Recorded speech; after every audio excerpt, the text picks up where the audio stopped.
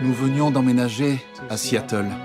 Nous n'étions dans la région que depuis 4 ou 5 mois, quand Annie est tombée malade. En voyant les cernes jaunes autour de ses yeux, je me suis dit, elle doit avoir quelque chose. Le vendredi 29, Annie a eu une biopsie. Et après des semaines d'examen, on ne savait toujours pas ce qui se passait. Mais cela empirait.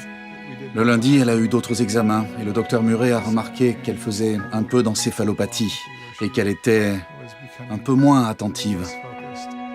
Il m'a fait asseoir et il a dit « Je la fais entrer en soins intensifs ». Joe m'a téléphoné pour me dire qu'il fallait que je vienne. Parce qu'il était probable qu'elle doive recevoir une greffe.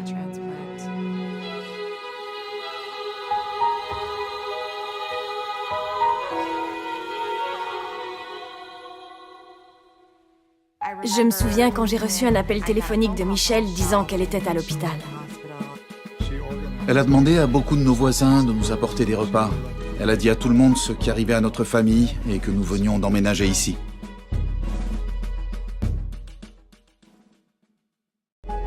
Je sais que nous avons passé du temps ensemble à l'hôpital. Cela nous a rapprochés, cela nous a permis de nous connaître un peu mieux.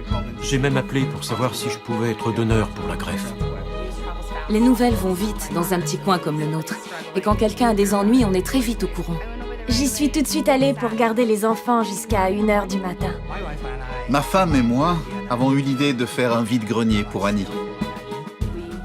Nous leur avons proposé de vendre des pommes au caramel. Et cela s'est avéré être un grand succès.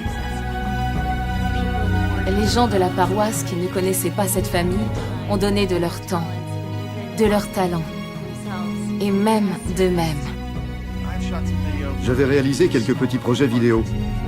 Michelle Rowan le savait. Et elle avait demandé si je pouvais faire une vidéo au sujet d'Annie et de ce qui lui est arrivé. Depuis qu'on l'a réalisée et diffusée, on a récolté environ 10 000 $. Nous avons eu l'idée de lui faire une couverture douce et confortable. Elle a une poche au milieu où nous avons mis des choses pour elle et où elle pouvait mettre des objets. Laska Whittaker lui a cousu une petite couronne qu'elle lui a envoyée dans un petit paquet. Annie l'a mise et elle était très contente. C'était vraiment mignon et attentionné. Des gens que je n'avais jamais rencontrés jeûnaient et priaient pour ma fille et notre famille. J'ai vraiment ressenti une force. Je ne sais pas comment la décrire. Je me souviens du matin où je suis allé à l'hôpital et où le docteur Hillet, son chirurgien, m'a expliqué que le foie d'un donneur qui venait de décéder était prêt pour Annie, qu'il convenait parfaitement et qu'il serait greffé juste à temps. Notre petite fille court partout, on ne se douterait jamais qu'elle a été malade. C'est grâce au sacrifice et à l'amour de tant de personnes qui ont véritablement porté ce fardeau. De la part du Maître, je vous remercie de vos efforts pour servir les enfants de notre Père Céleste. Il vous connaît et voit votre travail, votre diligence et vos sacrifices.